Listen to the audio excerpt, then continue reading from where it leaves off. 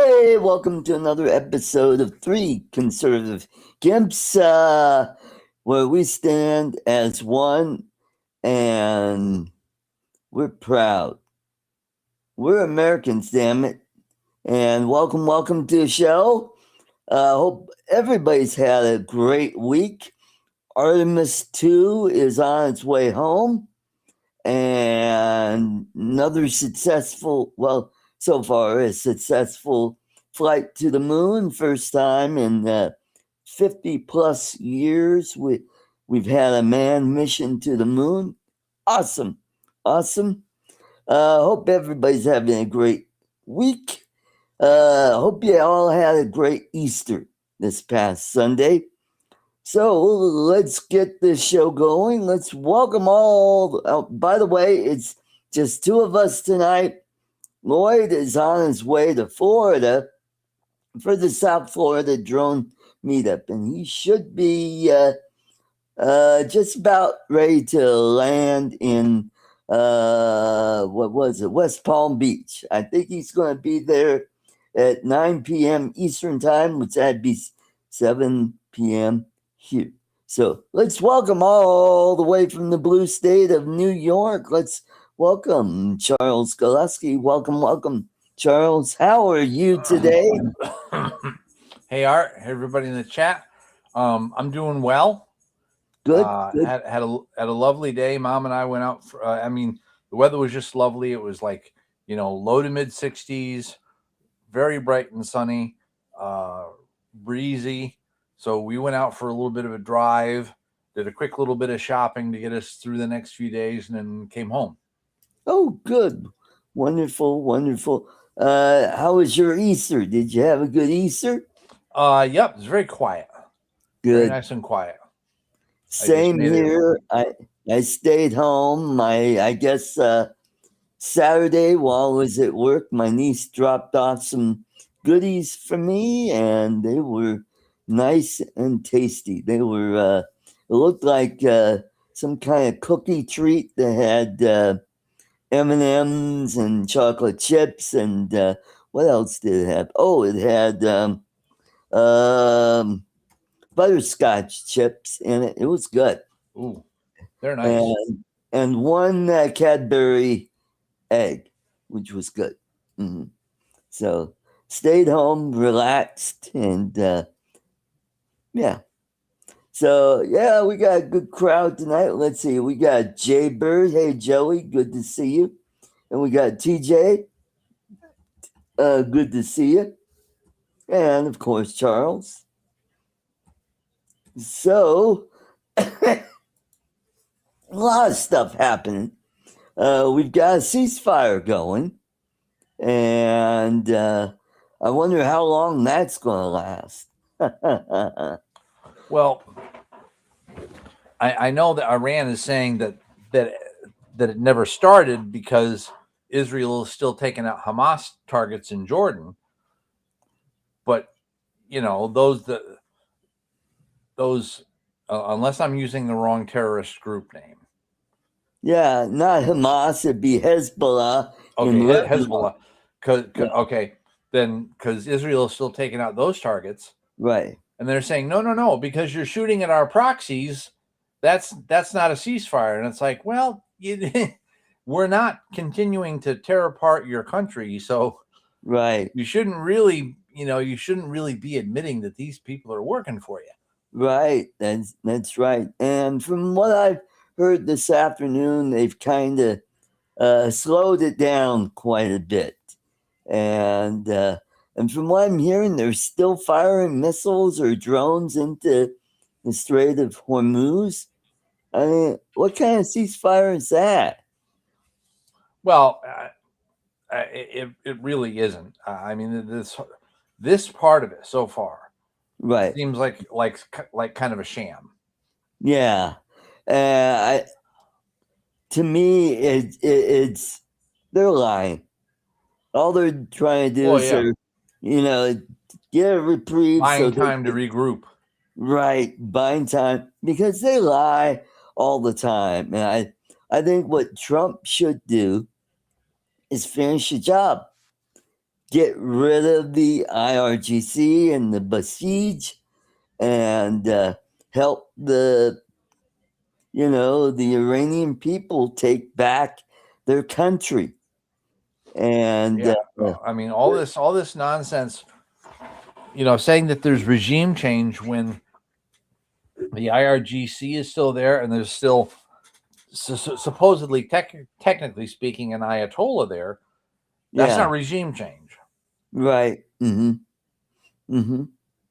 I think if we could help out, there's another group that it's called Artesh, and they are the conscripts, and they get the least amount of funding from the IRGC.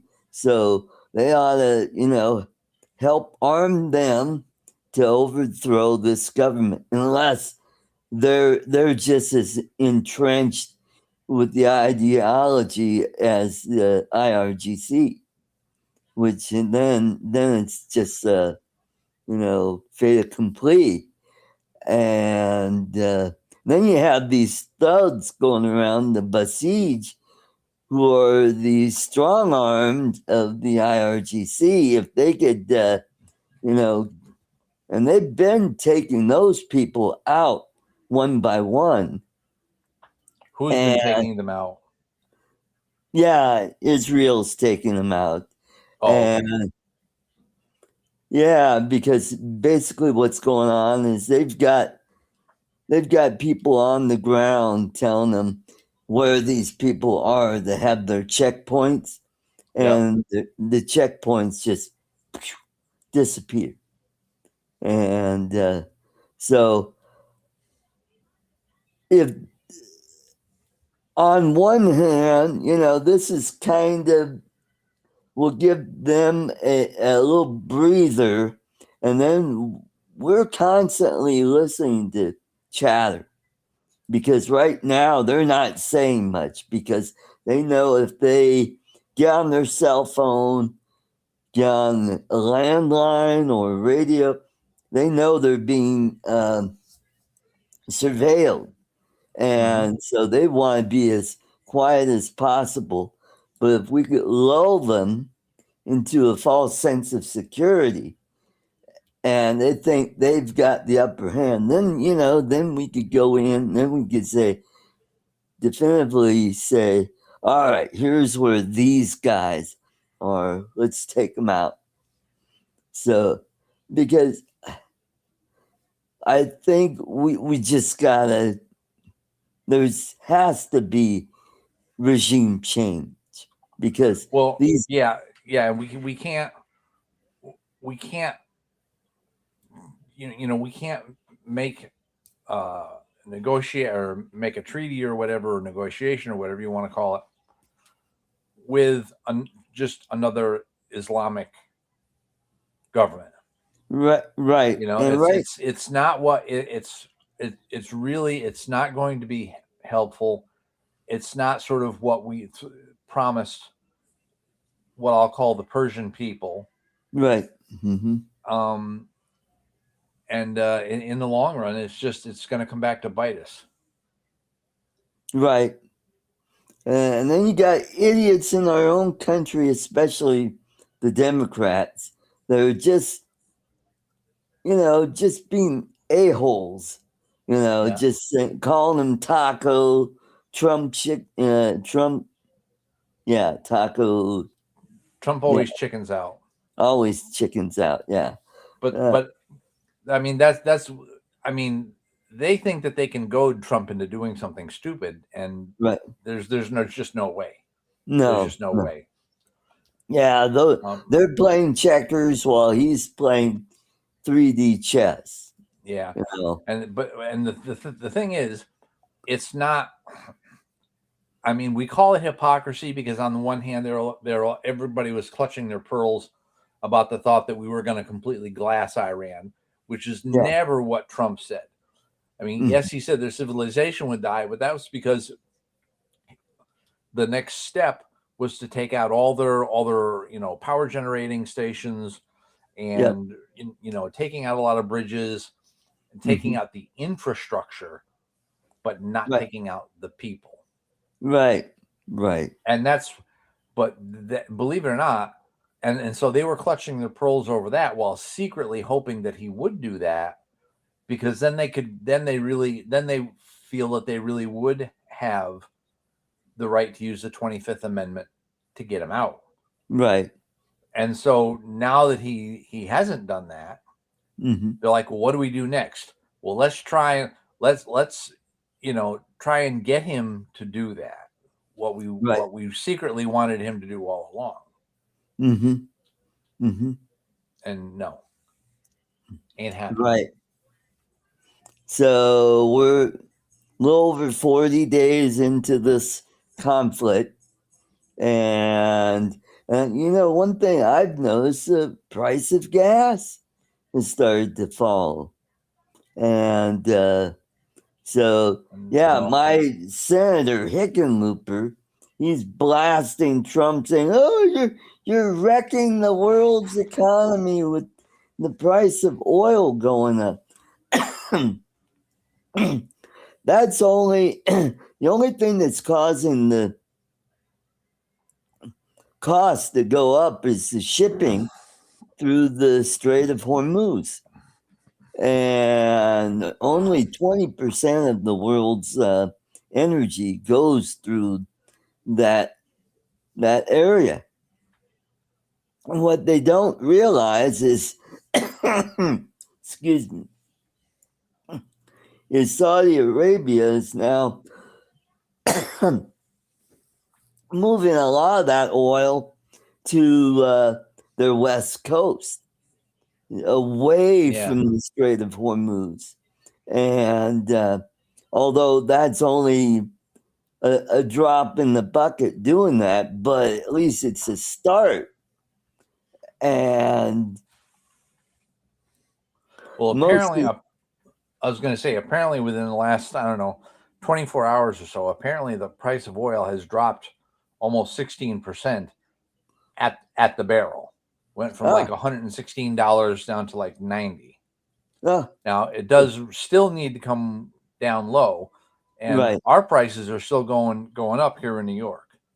Right. Well, I mean, in the past 3 weeks or so, it's gone from like, I mean, it went up high. What we started doing is, because the truck is so crappy on gas, we started every time we drive more than just a few miles, we'll top off so that we don't have to spend like $100 all at once for a tank of gas or whatever. Right. So yesterday we paid $4.19 where we went and got our big groceries yesterday. And today we paid $4.15. But when you're only buying 4 gallons at a clip, that's not bad. But still, like about a month ago, it was way less than that. It was 50-60 cents less at least. Right. Well, here in the Denver area, it had been as high as $3.99, and now the high price is $3.59. So that'd be great if we get it back down to $3.59 here. Yeah. Well, and plus you got a lot of taxes on that too. I know. So, and that's what's making it expensive in your neck of the woods. Plus, you got a big city that's just, spending like there's no tomorrow, and is asking the state to foot the bill, so to speak. And that's going to put. I know. When our little trip, it's approximately that we did today. It's approximately a 30-mile round trip. Okay. And Mom felt like she had seen at least a half a dozen police cars in that little, it's a relatively straight trip. Right. Just go up. I mean, we took a little bit of a back way because there are a few scenic opportunities for us, and we like to enjoy those on our trip. Right. But usually it's just straight up and back. Right. And she felt she saw like a half a dozen cop cars, and I said to her, that's because they're out there they've probably been given orders to get as many speeders as possible because they have to raise money to pay for New York City's nonsense. Yeah, that's true. That's true. And what else is going on? So, yeah, especially, countries in Asia, they're hurting because they get a lot of their oil that flows through the Strait of Hormuz. And so their economy is just really hurting right now. But it's not like this thing is going to go on and on for years and years and years, like the Iraq war that went on for 20 plus years, and Afghanistan 10 years. Well, I mean, I don't know why it should be hurting Asian ships, because they're not targeting or stopping or blocking all the ships. It's just America and its allies. Well, because from what I understand, the Philippines, their tankers are not under the Philippine flag, or a lot of the tankers are, United States or Great Britain, and a lot of the Western countries, because they have the shipping capacity where a small country like the Philippines, even though they're not really that small, it's just they just don't have a fleet. What they do is they hire out tankers to bring the oil in, and that's how they get their energy. And it's not just, people think it's just oil. It's also, they make fertilizer from that. Mm-hmm. And price of fertilizer goes up. And the Philippines has the perfect climate for growing stuff, because they could grow things year round because of the temperate climate, like coffee and sugar and pineapple and so forth. Rice, they are the largest exporter of rice in the world. And yeah. Mm-hmm. And if you go to the island of Luzon up in the northern part, there are these ancient terraces that have been there for 2,000 years, that have been carved into the sides of mountains to where they grow rice. Yeah. I believe it's called the Cordillera Mountains, the terrace up there. So, yeah. And they used to be the number one exporter in coconut oil. And that used to be quite a big thing up until they were able to synthesize the oil. So that hurt their market. What else is going on? Yeah, so Israel is still bombing Hezbollah in Lebanon, and they need to take those people out. Once they, because they pretty much run Lebanon right now, and the Lebanese people, they hate them, because every time they fire off a few missiles into Israel, then there's a retaliatory strike, and they're just not too happy with that. They would gladly see Israel take these people out, and now with Iran out of the picture, these people, who are they going to get arms from? Russia? I don't think so, because Russia is busy with their own little adventure. China? I don't think so, because it's the logistics is just not there. I mean, how are they going to, unless they go overland, they'd have to go through Russia and, go through the Caucasus region to get, they're not going to do that. That's just too cost prohibitive to do that for them. Or they could ship it, but then they'd have to go through the Suez Canal and go up and go to Beirut and drop off the weapons. That's not going to happen.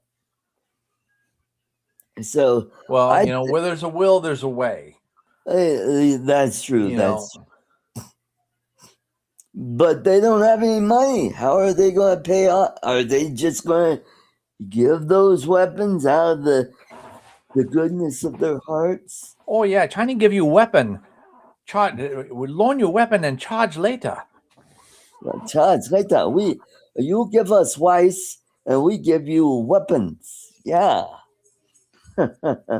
It's just like all the stuff that China's done with their Belt and Road project. All these nations, they've loaned them money, given them talent and people, and then when that particular nation can't pay it back, they just take the land. Right. Mm-hmm. Yeah, that's what they've been doing that down in Central and South America, and now that they've captured Maduro and taken back the Panama Canal, China is hurting because they get a lot of their oil from the Middle East, so they're hurting as well. So it could be that their plans on Taiwan might be on the back burner. Yeah. So I think once we deal with Iran and we get rid of the Ayatollahs, I think a lot of stuff is going to change. I think. I hope so. Yeah, my worry is that this is just going to be we think, it's only going to last maybe 60 days. I don't know, but I'm worried that this is going to be a long slog because these people are hell-bent on staying in power as long as they can. And they don't care about their own people, even if they get hurt. So what? Yeah. But yeah, I think if Iran, if the government there changes, I think it changes the whole dynamic, and it really could hurt Russia, because then if Iran's switches, government and is more friendlier to the West, then their oil comes back online and that'll drive the price down. And Russia doesn't like that. They want oil prices to be up because that's how they're paying for their war. And most of their economy is based on military procurement, building tanks and artillery and shells. And if the price of oil goes down to where they can't do all that stuff, what's going to happen? You might see some of those oligarchs there in Moscow saying, you know what, Vlad, I think it's time for you to retire to your dacha on the Black Sea or somewhere that you like to go to, or we have ways of making you disappear. Yeah. And then China, I mean, can you imagine if China gets into a pinch where their communist country falls, or their government. I mean. Oh, that would be that. Well, I mean that could be catastrophic for the whole world. I mean, it would be great if they could be transformed into a real democracy. But if it Right. just fell apart, like all of a sudden, poof, there was just chaos in China, I think that would be devastating. Right. Well, I think what would end up happening is like what happened in Russia. Is I think all the different provinces in China would form a federation. I don't think it won't be called the People's Republic of China. I think it'll be a whole, and you might even see the western part of China saying, "Screw you guys, we're going to ally with these Islamic countries like Kyrgyzstan and Uzbekistan, because they're more in line with them than the rest of China." Who knows? It could become the Kindred Federation of China, or KFC. Yeah, there you go. KFC. Or it could be broken up into blocks. You might have Mandarin China, you might have Hunan and Canton China. Lots of restaurants. Yeah. Mm-hmm. Yeah. Or Szechuan. Yeah. Mm-hmm. Oh, you want Peking duck. Little duck. You see the top of the pot open. You see two little eyes. Oh, it's Peking duck. Mm-hmm. So, I mean, just think of the geopolitical prospects if China, if their communist government should just disintegrate. Yeah. I think what would happen is I think the oligarchs would take over. And now Chinese oligarchs? Yeah. The ones that made billions of dollars, and then they're kind of, funneling money into the communist country or the government, and whatever is left over, they get to keep. Yeah. And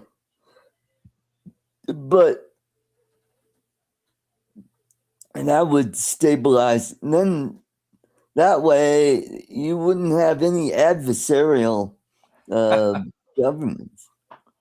You see what Bill wrote? Bill just showed up. Hey, Bill. Hey, Bill. Yeah. Chinese oleo margarine. There you go. Mm-hmm. Yep. And then, I mean, all that money that went into the military could be spent elsewhere. And that would just, and that'd be a good thing, and yeah. Well, they'd have to, because they have that whole housing debacle. Oh, yeah. And they have all of these condos that they built that are vacant. And a lot of them are just shitty construction. They're falling apart. Yeah. Rando raids. That's right. Yeah. Is that Rand Paul out there with his rake? Rando rakes. Yeah, there you go.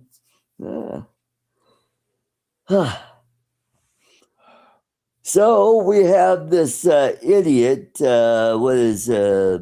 Melissa Halverson, who decided, you know what? I think I'll make a TikTok where I'm going to say, I don't know, I hope the Iranians capture those pilots and use them for leverage. How stupid is that? I mean, and not only that, she's also a nurse. What is it with these nurses? They're making these stupid TikTok videos and they wonder why they get fired from their jobs. It's not just nurses. I mean, it's all kinds of people doing stupid stuff. Oh, yeah. At their job. Yeah. Yeah, she was also working for the Green Apple Pantry, and they fired her from that job. And I think she was a intestinal nurse. Good luck finding a job at a hospital now. Yeah. Mm-hmm. And somebody, I mean, a lot of this crap is all being ginned up by the media, mainly network news and cable news outlets that are all just I mean, we're talking about TDS, which is another subject we'll touch on shortly. Because and it's ridiculous because there are plenty of other stories that they should be covering. Like just before coming on tonight, I heard about this this Oklahoma principal who stopped a school shooting. Now he's described as elderly. It's difficult to tell his real age because the report that I saw showed a picture of him. He's so tremendously overweight that even if he was old, he wouldn't be wrinkled. Now, I'm not saying this to knock on him. I'm just saying these are the details that were given in the story that I watched, in the video that I watched. Right. And apparently, some 20-year-old guy, and I don't know if he's another trans activist or living that lifestyle or whatever, walked into a school, popped off a couple of shots, and somehow this older principal took him down, and then his staff came along and helped subdue this guy while the police were called. And held him down until the police showed up. Now this is important because even if this guy wasn't trans, he was a nut job. Right. He's like a 20-year-old going into some school and wanting to shoot up the place. And then this principal who's the hero, took care of this.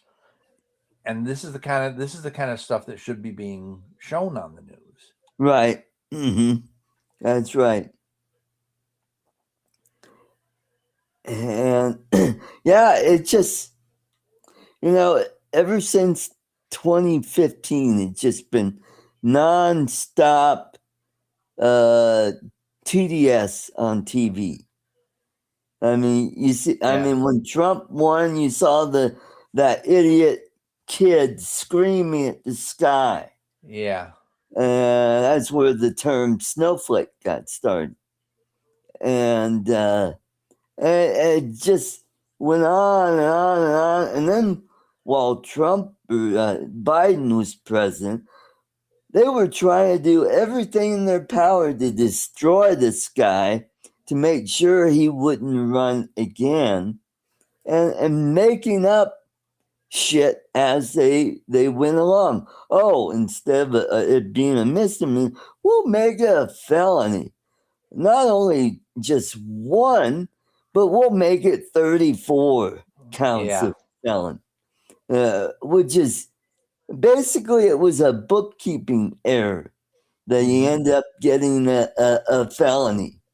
And how did that happen? Oh, they were able to find a compliant jury. I don't know why the hell his lawyers couldn't get it thrown out, saying, how are we going to get fair trial? that was a sham trial. People lie. They go for jury duty, and everybody knows. So people go there with, in language of the parlance of the street, a hard on for Trump. Right. Okay. And they're just going to go, oh, I can judge this case objectively. Okay. Mm-hmm. I mean, you can't accuse them of lying, really. You have no proof that they're lying. Right. And so then they get on the jury, and then they do that. Yeah, we're going to get him. Yeah, we're going to convict him. We're going to throw him in prison. We're going to take away his Trump towers. We're going to, I know Bill is going to make fun of doing that, but it's just crazy how this is all going, which leads into another topic is TDS. I believe it's real. It is a real psychosis, and it's just this constant drip, drip, drip that we've been hearing for the last 10 plus years. And people are acting on it. I mean, Trump was, nearly killed twice. And Charlie Kirk was assassinated. Yep. And I mean, who bears the biggest responsibility for all this? It's the media. Well, yeah, I was gonna say, yes, TDS is a real thing, but it's it's amplified and egged on by the left-wing media. The left-wing media and the politicians in Washington, D.C. You got idiots like Maxine Waters telling people to confront, MAGA people. Yep. Why would I make fun? That's right. That's right, Billy. Mm-hmm. Billy? Yeah, Billy.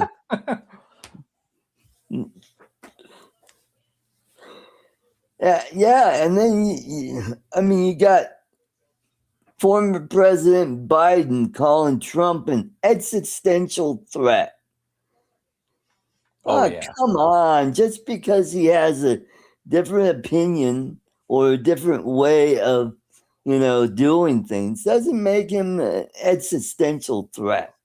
I think all of this boils down to Trump wasn't supposed to win. The polls were telling him that Hillary was going to be the next president. Oh. Back in 2016.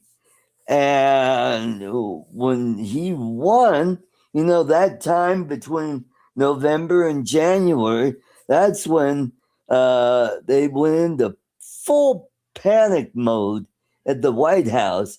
Hillary and Obama concocted this scheme. Yeah, the Russian collusion hoax. Let's make him, Russian collusion. And that's when they hatched that. I mean, just right prior to Trump taking the oath of office. And then after that, it was just Russia for months. And then you got that idiot, Adam Schiff, who was just lying to the fucking people. Say, oh, we got the goods on him. We'll be making it public any day now. And they keep saying that, and nothing ever happens. And now they're making a big stink about the Epstein files. Yep. It's like, wait a minute. You folks sat on it for 4 fucking years. More than 4. Yeah. More than 4, because all this nonsense with Epstein goes all the way back to Clinton. Yeah, that's right. Mm-hmm. Mm-hmm. And so now I guess that Virginia lady's got a book out, And now they're saying, whoa, we got the goods on him. Oh, she's going to blow the whistle. And it's all a bunch of nothing because she voted for Trump. And in her book, she talks about how Trump exposed Jeffrey Epstein and how he was helping the FBI to bring this guy down. Yeah. Hey, Michael. Hey, Michael. Cool cat. Good to see you. Yeah. So, Melania borrowed the lectern and flags. huh. Did she speak at the presidential podium? Interesting. I'm having a moment of dyslexia when I was reading that, and I thought he had said that Melania had borrowed somebody's legs, and I'm thinking, why would she borrow somebody else's? Hers is wonderful as is. Mm-hmm. That's like remember Dear Abby back in the day? People would write letters to Dear Abby, and some lady wrote in and said, I've been dating this man for years, and I found out he's got a little wooden leg. Should I break it off? On